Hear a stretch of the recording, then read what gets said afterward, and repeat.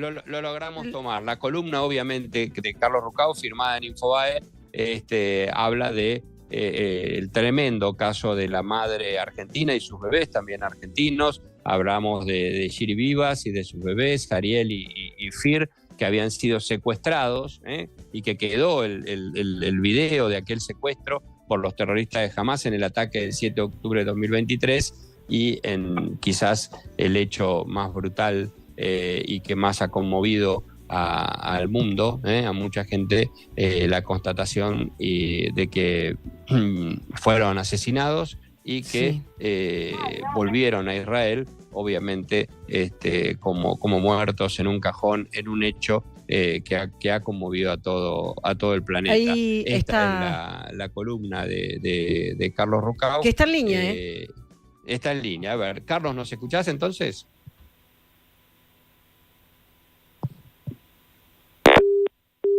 Estaba en línea. Volvió a no estar en línea, Carlos Rucao. Son estas cuestiones técnicas que pasan. De tenerlo, cosas que pasan en las comunicaciones. Entonces, esa era la idea, poder tener su opinión, no solo del tema Israel, sino también de la política argentina.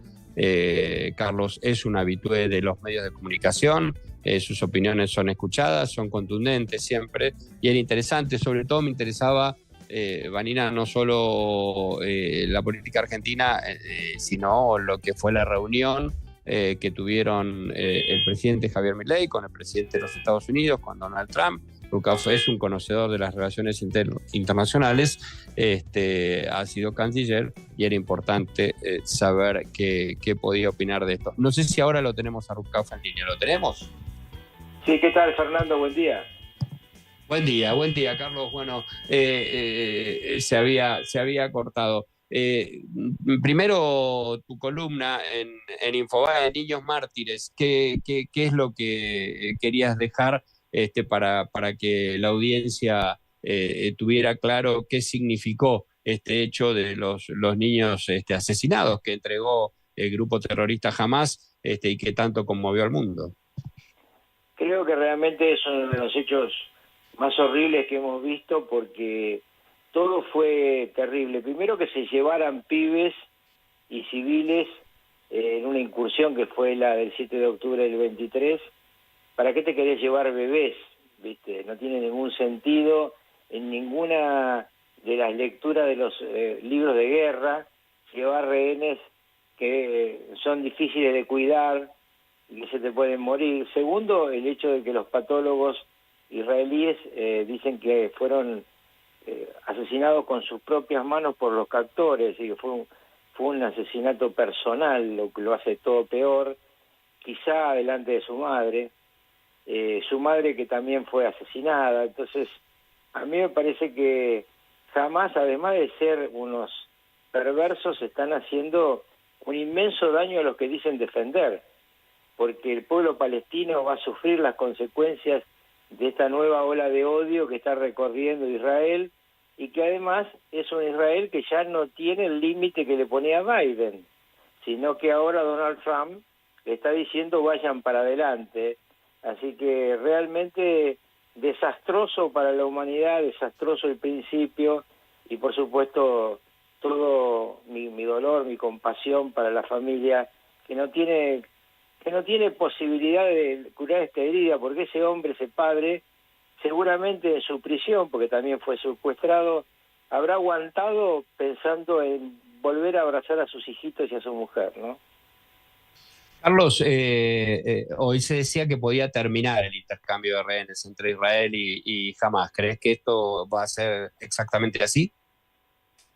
Yo creo que va a haber una tormenta muy grande en la región, porque Netanyahu tiene por primera vez en mucho tiempo una situación de conmoción interna que pide venganza, y porque Estados Unidos está dispuesto a correr cualquier límite. Vos te acordás que durante Biden, el secretario de Estado, creo que visitó Israel más que cualquier otro lugar del mundo, Anthony Blinken, terminó el día que se retiró insultado por una persona que le gritó asesino de palestinos. Bueno, no se imaginan que esto va a ser mucho más suave, al contrario, va a ser mucho peor, porque yo creo que Estados Unidos le va a quitar a los límites que le había puesto, si ya no se los quitó, porque yo desconozco la charla entre Marco Rubio y Netanyahu,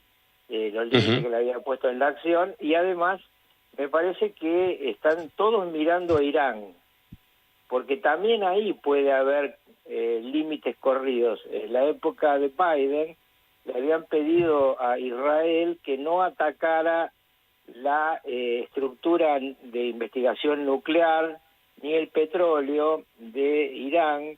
Hay que ver si eso no ha cambiado. Carlos, está claro en cuanto a lo que puede venir en términos de geopolíticos entre Israel, Hamás y la participación, obviamente, de Estados Unidos y de Donald Trump.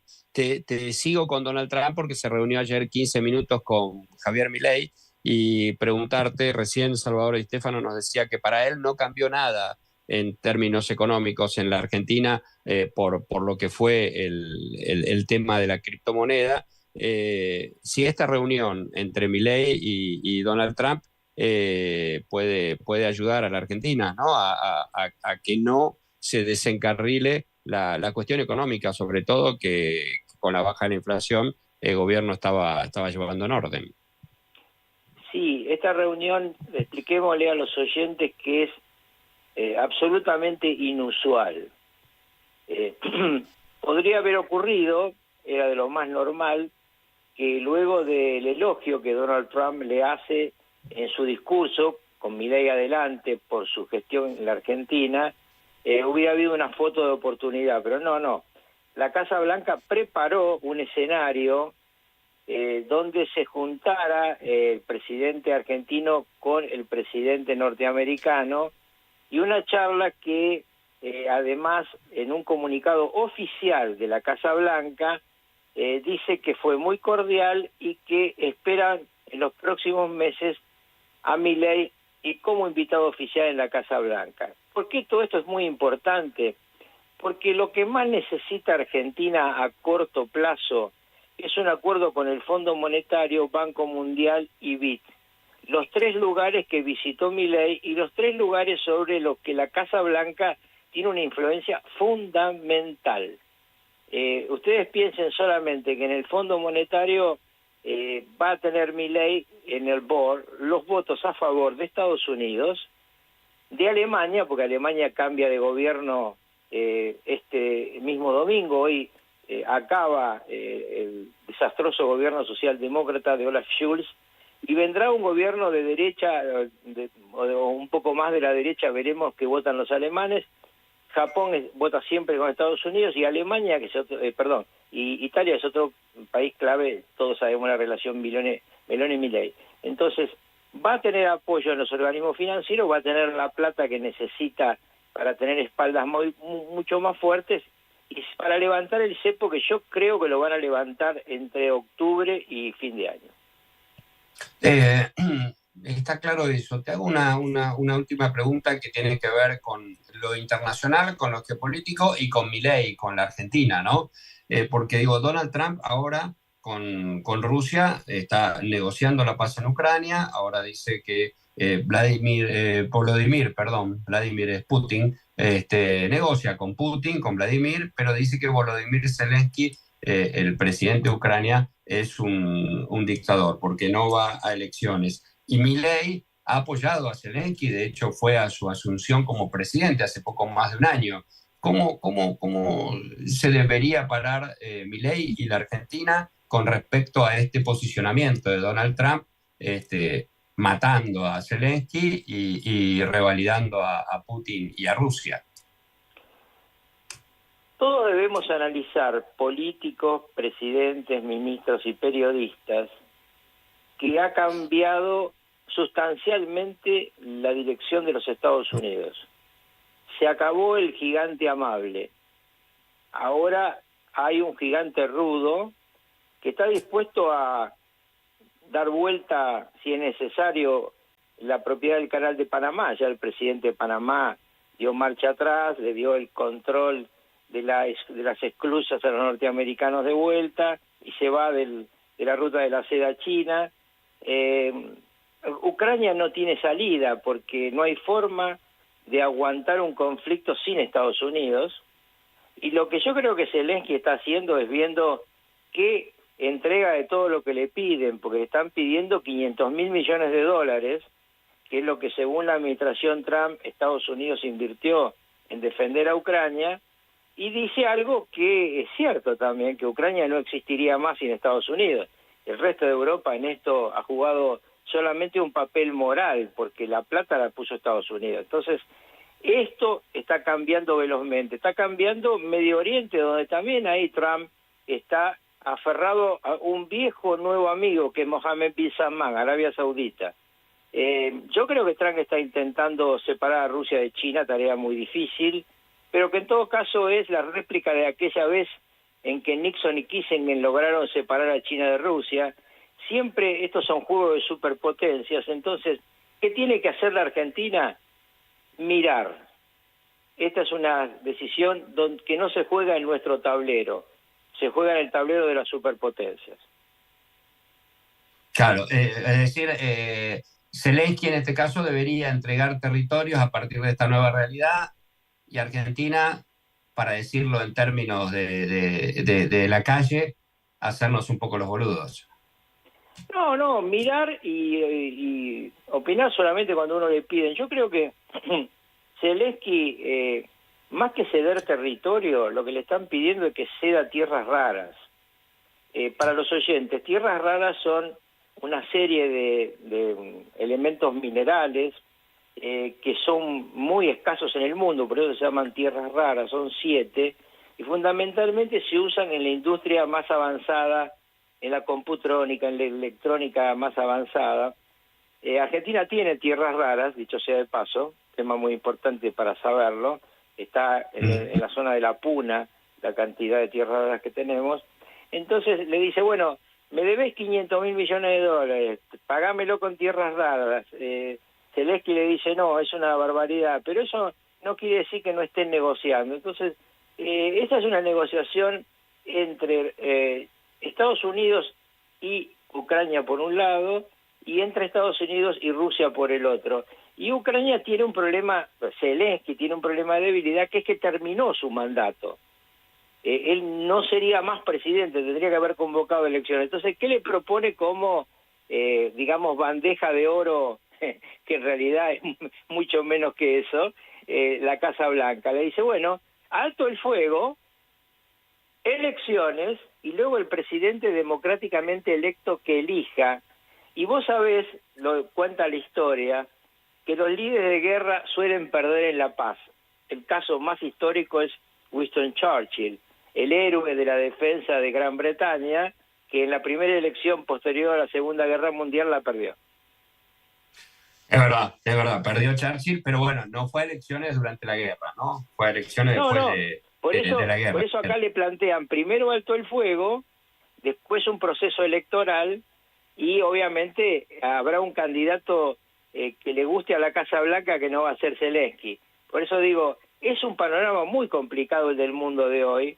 Yo podría hablar horas contigo de esto, que sos un tipo que conoce mucho, pero terminaría diciéndote, yo no estaría tranquilo si fuera un groenlandés y no me interesara ser parte de Estados Unidos.